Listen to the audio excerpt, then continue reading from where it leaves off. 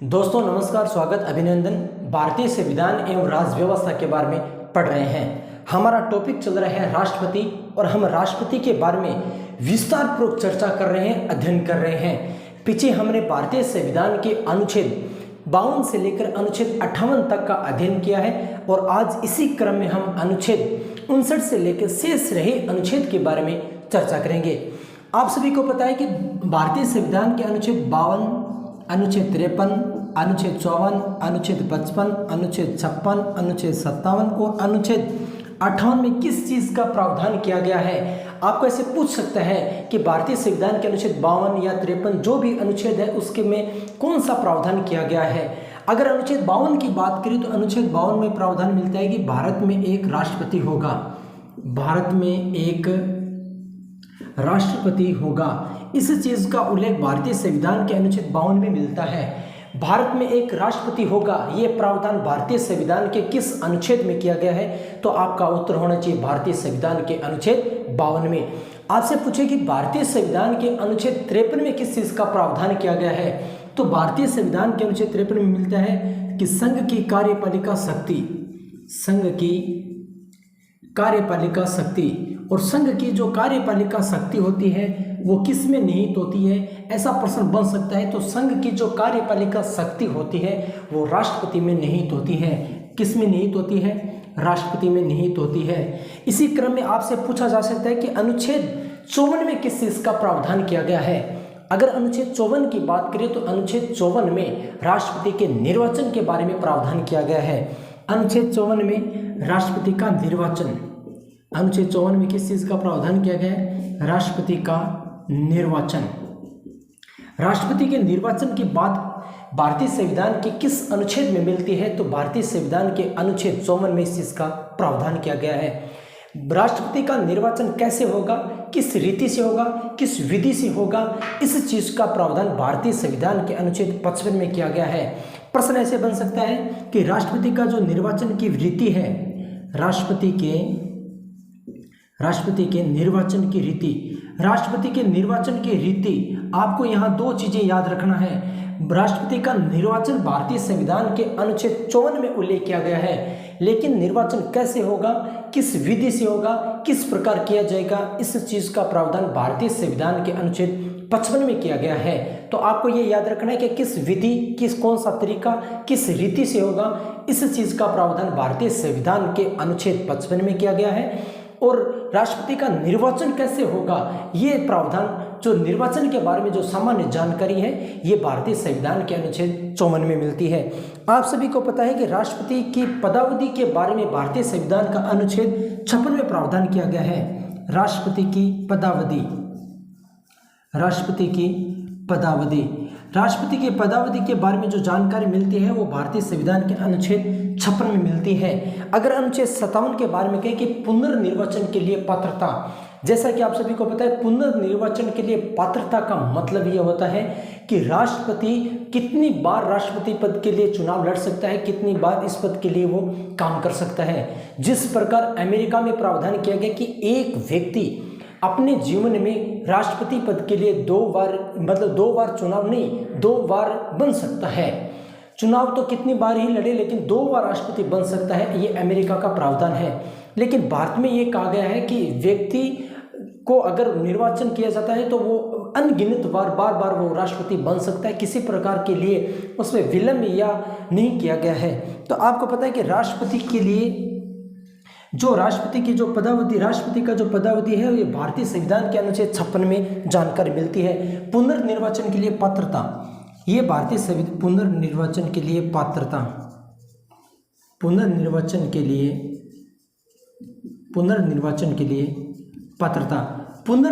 के लिए पात्रता का उल्लेख भारतीय संविधान के अनुच्छेद 57 में किया गया है। और पुनर्निर्वाचन के लिए पात्रता का मतलब कि एक व्यक्ति भारत में कितनी बार राष्ट्रपति बन सकता है। तो आपको यहाँ उत्तर याद रखना है कि कोई किसी प्रकार के कोई भी प्रावधान नहीं किया गया, अनगिनत बार बन सकता है। अनुच्छेद 58 की बात करें तो राष्ट्रपति पद की योग्यता की जानकारी मिलती है। राष्ट्रपति पद की योग्यता,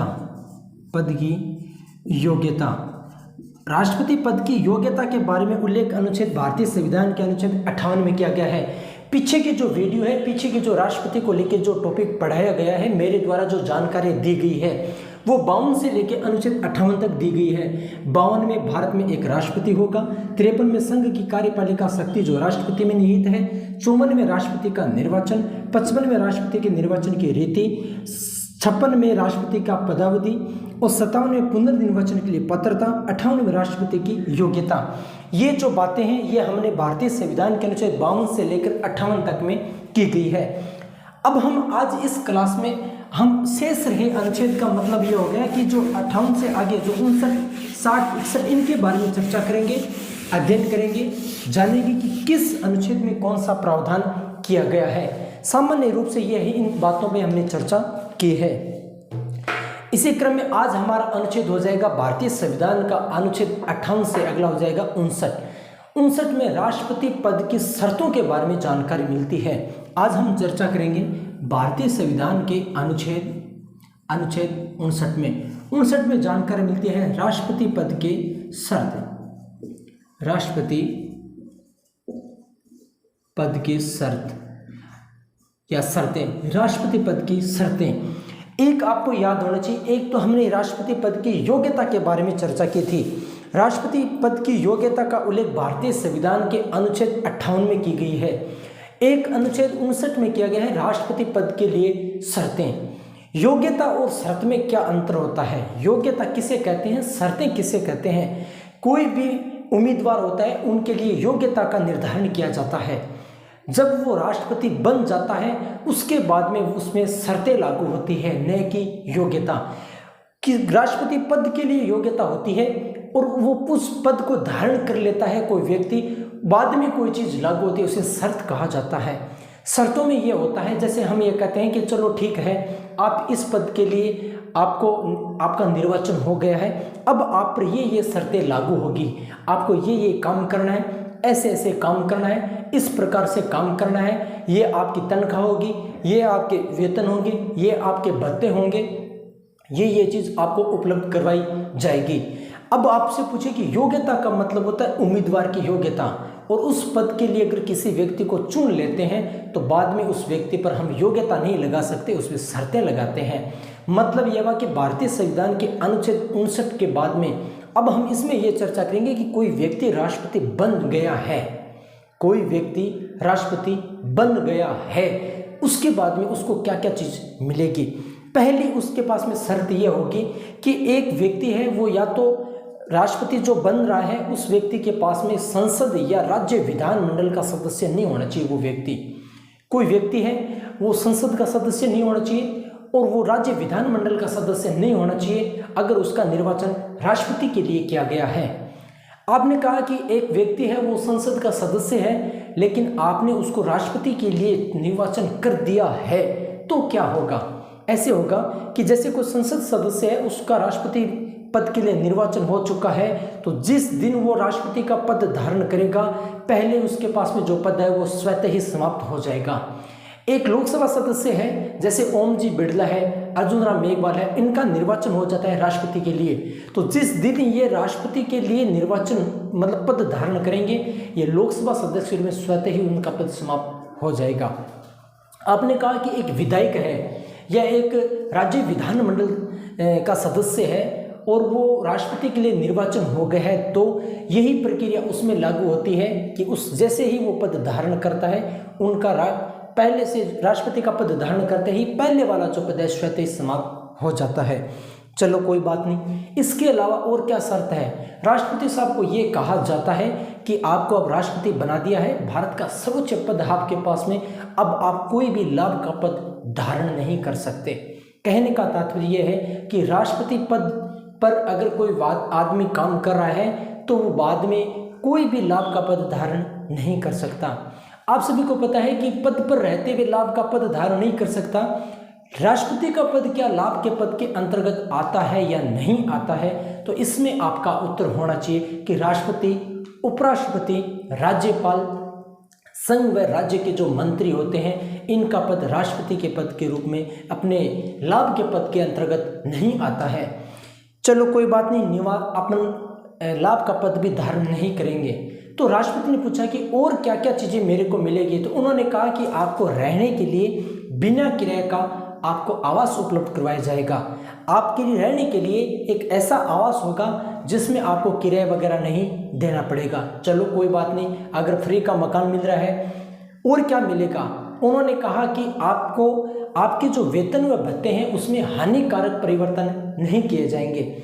जैसे कि वर्तमान में अगर एक राष्ट्रपति है, उस राष्ट्रपति का वेतन माना कि 1,50,000 रुपये है, 1,50,000 रुपये है, और राष्ट्रपति के लिए निर्वाचन होते ही तीसरे दिन ये कह दिया कि आपका वेतन वो 1,35,000 रुपये है।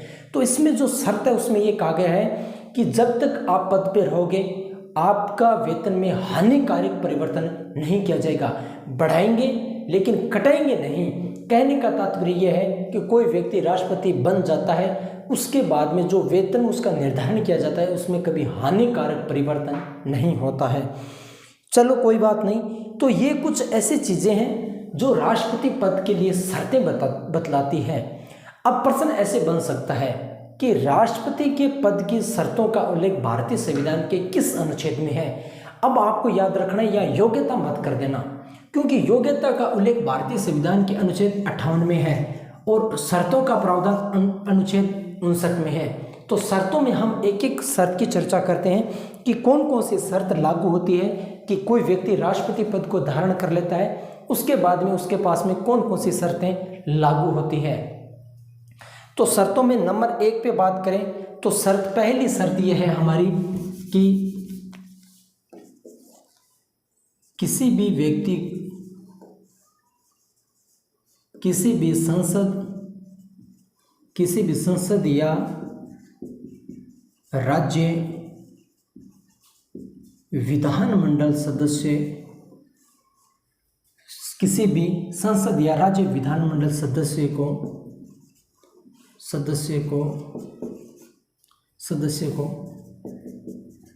राष्ट्रपति पद के लिए निर्वाचित नहीं किया जाएगा। पहली शर्त तो यह है कि कोई भी संसद सदस्य है वो राष्ट्रपति के रूप में निर्वाचित नहीं किया जाएगा। अगर कर दिया है तो राष्ट्रपति पद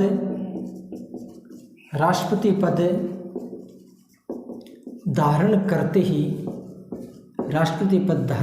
ही पहले का पद समाप्त माना जाएगा।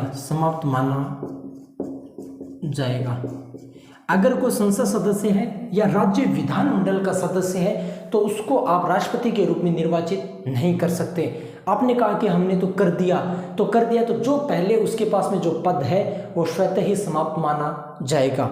चलो कोई बात नहीं। अब इसके दौरान और कौन सा प्रावधान है। नंबर 2 पे जो शर्त लागू होती है वो ये होती है कि पद पर रहते हुए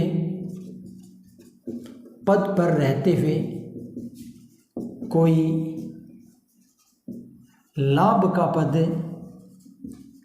धारण नहीं कर सकता।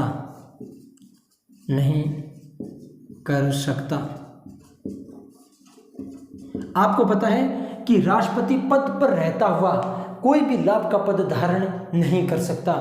राष्ट्रपति का पद, उपराष्ट्रपति का पद, राज्यपाल का पद, संघ व राज्य के जो मंत्री होते हैं इनका पद लाभ के पद के अंतर्गत नहीं आता है। तो हमने ये 2 शर्त पढ़ी है। पहली शर्त है कि किसी भी संसद या राज्य विधानमंडल सदस्य को राष्ट्रपति पद के लिए निर्वाचित नहीं किया जाएगा। अगर राष्ट्रपति पद धारण करता है तो पहले वाला पद क्या माना जाएगा, समाप्त माना जाएगा, और पद पर रहते हुए कोई भी लाभ का पद धारण नहीं करेगा। इसके अलावा और कौन कौन सी शर्त का प्रावधान किया गया है, तो इसके अलावा हमने कहा कि पद पर रहते हुए इनके वेतन में किसी प्रकार का हानिकारक परिवर्तन नहीं किया जाएगा। तो हमने कहा कि इनके वेतन व भत्तों में नंबर 3 शर्त है, इनके वेतन व भत्तों में हानिकारक परिवर्तन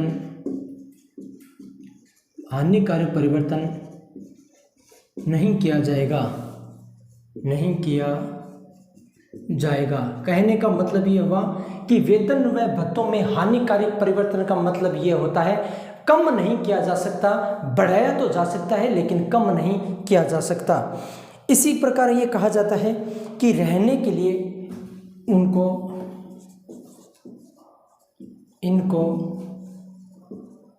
रहने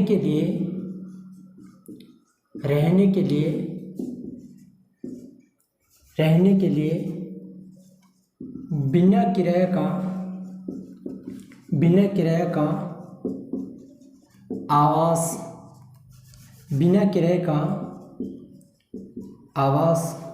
उपलब्ध करवाया जाएगा, बिना किराए का आवास उपलब्ध करवाया जाएगा। कहने का मतलब ये हुआ कि इनके वेतन व भत्तों में हानिकारक परिवर्तन नहीं किया जाएगा, इनको बिना किराए का आवास उपलब्ध करवाया जाएगा। राष्ट्रपति को बिना किराए का आवास उपलब्ध करवाया जाएगा, ये शर्तें हैं, न कि योग्यता है। हमने कहा कि इनको एक तो हानिकारक वेतन व भत्तों में हानिकारक परिवर्तन नहीं किया जाएगा, बिना किराए का आवास उपलब्ध करवाया जाएगा, पद पर रहते हुए लाभ का पद धारण नहीं कर सकता, और इसके अलावा ये कहा गया है कि संघ या संसद या राज्य विधानमंडल के सदस्यों को राष्ट्रपति के रूप में निर्वाचित नहीं किया जा सकता, और अगर ऐसा किया जाता है तो क्या होता है कि पहले जो पद होता है वह स्वतः ही समाप्त होता है। इसके अलावा अब हम पढ़ेंगे कि राष्ट्रपति के शपथ के बारे में चर्चा करेंगे कि राष्ट्रपति को लेकर जो शपथ है उसके बारे में कौन कौन सा प्रावधान किया गया है। आपने भारतीय संविधान के अनुच्छेद 60 के बारे में सुना होगा। भारतीय संविधान के अनुच्छेद 60 में किस चीज़ का उल्लेख किया गया है, 60 में किस चीज़ का वर्णन मिलता है, तो उसमें हमें जानकारी ये मिलती है कि भारतीय संविधान के अनुच्छेद 60 में राष्ट्रपति के शपथ का प्रावधान किया गया है। प्रश्न ऐसे बन सकता है कि राष्ट्रपति के शपथ का प्रावधान भारतीय संविधान के किस अनुच्छेद में किया गया है, तो हमारा अनुच्छेद हो जाएगा 60। आज हम चर्चा करेंगे अभी हम भारतीय संविधान के अनुच्छेद 60 और अनुच्छेद 60 में राष्ट्रपति की शपथ का प्रावधान, राष्ट्रपति की शपथ का प्रावधान, राष्ट्रपति की शपथ का जो प्रावधान है वो भारतीय संविधान के अनुच्छेद 60 में किया गया है। 60 में जानकारी ये मिलती है कि उच्चतम न्यायालय का मुख्य न्यायाधीश राष्ट्रपति को शपथ दिलाता है। आपने कहा कि ऐसी कोई परिस्थिति आ गई कि उच्चतम न्यायालय में मुख्य न्यायाधीश है ही नहीं, तो या उनकी अनुपस्थिति में कौन दिलाएगा, तो उच्चतम न्यायालय का वरिष्ठतम न्यायाधीश। जैसा कि आप सभी को पता है कि उच्चतम न्यायालय में एक मुख्य न्यायाधीश होता है, उसके बाद में वरिष्ठतम जो न्यायाधीश होते हैं वो शपथ दिलाता है। आपने कहा कि उच्चतम न्यायालय के न्यायाधीश भी नहीं है, वरिष्ठतम जो नंबर 1 का न्यायाधीश वो भी नहीं है, तो नंबर 2 पे है वो दिलाएगा। आपने कहा नंबर 2 वाला भी, 3 वाला मतलब 4 वाला, कोई न कोई होगा। कहने का तात्पर्य यह है उच्चतम न्यायालय का जो मुख्य न्यायाधीश होता है वो राष्ट्रपति को शपथ दिलाता है। अगर उच्चतम न्यायालय का मुख्य न्यायाधीश वहां अनुपस्थित है तो उसकी जगह वरिष्ठतम जो न्यायाधीश होता है वो राष्ट्रपति को शपथ दिलाता है। आपने कहा कि राष्ट्रपति जो शपथ लेता है वो किसकी लेता है, राष्ट्रपति शपथ लेता है संविधान के संरक्षण की, कि मैं संविधान की रक्षा करूंगा, संविधान का संरक्षण करूंगा, और भारतीय जो जनता है उनकी सेवा व कल्याण की शपथ लेता है। आपने पहले राज्यपाल के नाम में सुना होगा कि राज्यपाल उस राज्य के जनता के कल्याण और उनकी सेवा की शपथ लेता है। उसी प्रकार राष्ट्रपति क्या होता है, भारत का प्रथम नागरिक होता है। जैसे राज्य में राज्यपाल, उसी प्रकार देश में राष्ट्रपति। तो राष्ट्रपति भारतीय लोगों के, राज्य के लोगों के नहीं, समस्त जो भारतीय हैं उनके लोगों के कल्याण व उनकी सेवा की शपथ लेता है। तो हम यहाँ कुछ चर्चा कर लेते हैं शपथ को लेकर क्या क्या प्रावधान है। आप सभी को पता है कि उच्चतम न्यायालय का मुख्य न्यायाधीश, उच्चतम न्यायालय का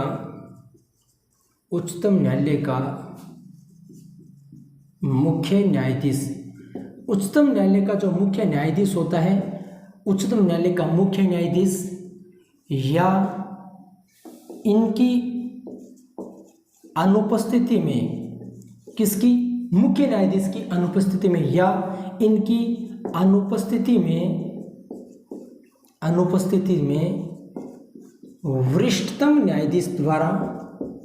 वरिष्ठतम वरिष्ठतम न्यायाधीश द्वारा राष्ट्रपति को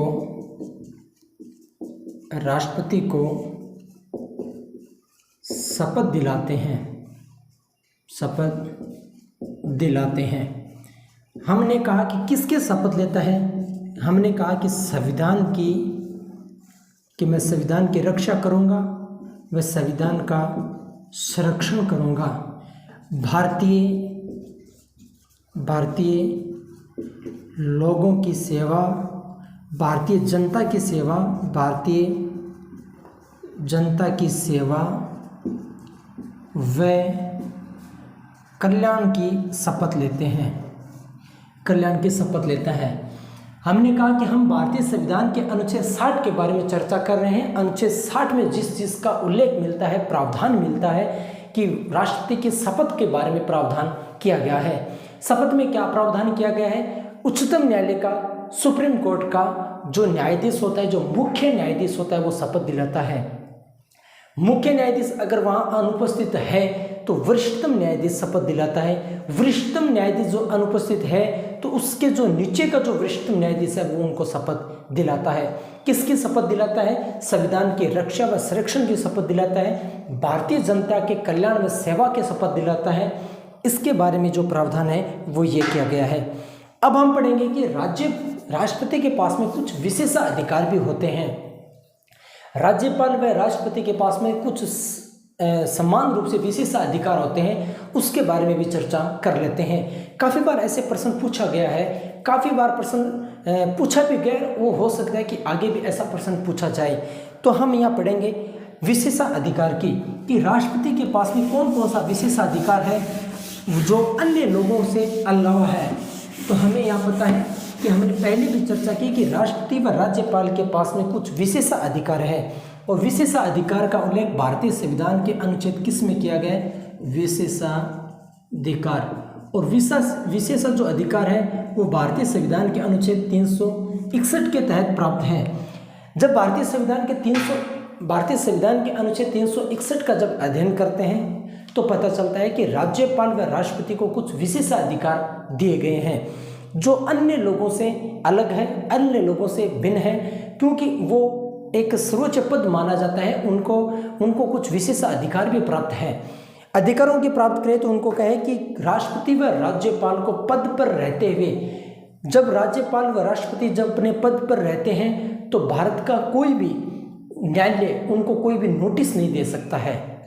आपने कहा कि ये राज्यपाल के लिए प्रावधान है या ये राष्ट्रपति के लिए प्रावधान है, तो मैं ये कह रहा हूँ कि राज्यपाल हो या राष्ट्रपति हो, अगर वो पद धारण पर है, पद पे है, तो उनको कोई भी न्यायालय उनको नोटिस नहीं दे सकता है। ये उनको विशेषाधिकार है। आपने कहा कि ऐसा क्यों है?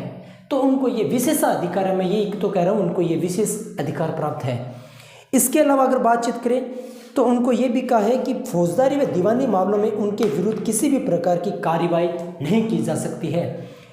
कोई मामला फौजदारी का हो, कोई मामला दीवानी मामला हो, तो उनके खिलाफ किसी भी प्रकार की कार्रवाई नहीं की जा सकती है। आपने कहा यह भी अजीब बात है कि आम लोगों को ऐसा कार्रवाई की जा सकती है, इनको ये विशेषाधिकार है। तो सुनो, एक और है कि दीवानी मामला हो तो 2 महीने के पूर्व सूचना के आधार पर आप राष्ट्रपति से पूछताछ कर सकते हो, राज्यपाल से पूछताछ कर सकते हो। जैसे कोई दीवानी मामला है तो आप राष्ट्रपति को 2 महीने पहले सूचना करो, 2 महीने पहले सूचना करो, उसके बाद में आप राष्ट्रपति से पूछताछ कर सकते हो। शर्त यह है कि शिकायतकर्ता का नाम राष्ट्रपति के पास में होना चाहिए और शिकायत की जो प्रकृति है ये भी राष्ट्रपति को मालूम होनी चाहिए। उसके बाद में आप 2 महीने का टाइम देके 2 महीने पहले आप सूचना करो और 2 महीने के बाद में आप जाके उनसे पूछताछ कर सकते हो। ये सिर्फ पूछताछ का ही मामला है, आगे ऐसा कुछ भी नहीं है। तो हमें पता है कि भारतीय संविधान के अनुच्छेद 361 में किस चीज़ का प्रावधान किया गया है? राज्यपाल व राष्ट्रपति के विशेषाधिकार का। हम ये कहते हैं कि राष्ट्रपति व राज्यपाल को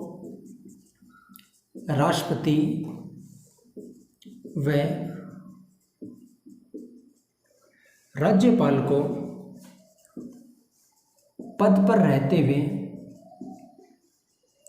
पद पर रहते हुए भारत का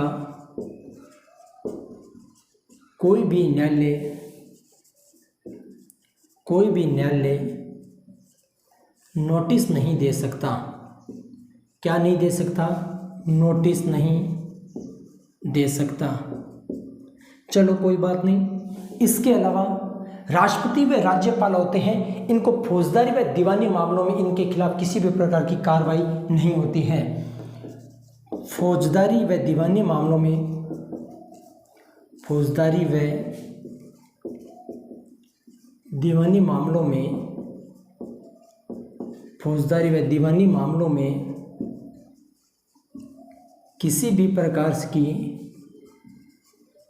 किसी भी प्रकार की कार्यवाही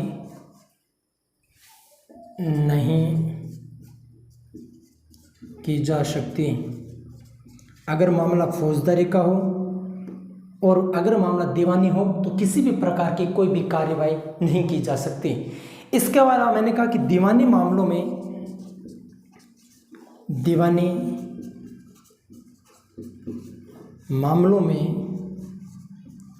2 माह की पूर्व सूचना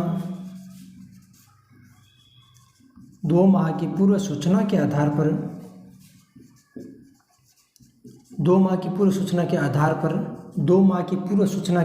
पर पूछताछ की जा सकती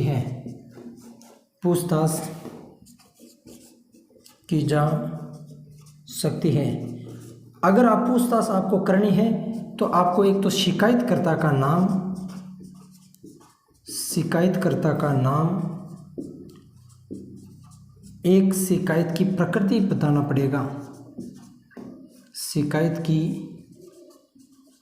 प्रकृति, राष्ट्रपति के पास में आप कहोगे साहब आपके खिलाफ एक दीवानी मामला है और आपका ये दीवानी मामला ये शिकायत की है, शिकायत की प्रकृति ये है, तो आपको 2 माह पहले सूचना देनी पड़ेगी। 2 माह के पहले सूचना के बाद में आप उनसे पूछताछ कर सकते हो।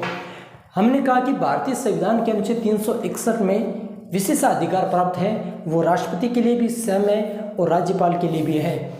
विशेषाधिकार यह है कि राष्ट्रपति व राज्यपाल को भारत पद पर रहते हुए कोई भी भारत का कोई भी न्यायालय उनको नोटिस नहीं दे सकता। दीवानी व फौजदारी मामलों में उनके खिलाफ कोई कार्रवाई नहीं कर सकते। दीवानी मामलों में 2 माह की पूर्व सूचना शिकायतकर्ता का नाम और शिकायत की प्रकृति के आधार पर सिर्फ पूछताछ की जा सकती है। ये हमने कुछ अनुच्छेद के बारे में चर्चा की। अब हमने अनुच्छेद 52 से लेकर अनुच्छेद 60 तक का अध्ययन किया और 361 का किया।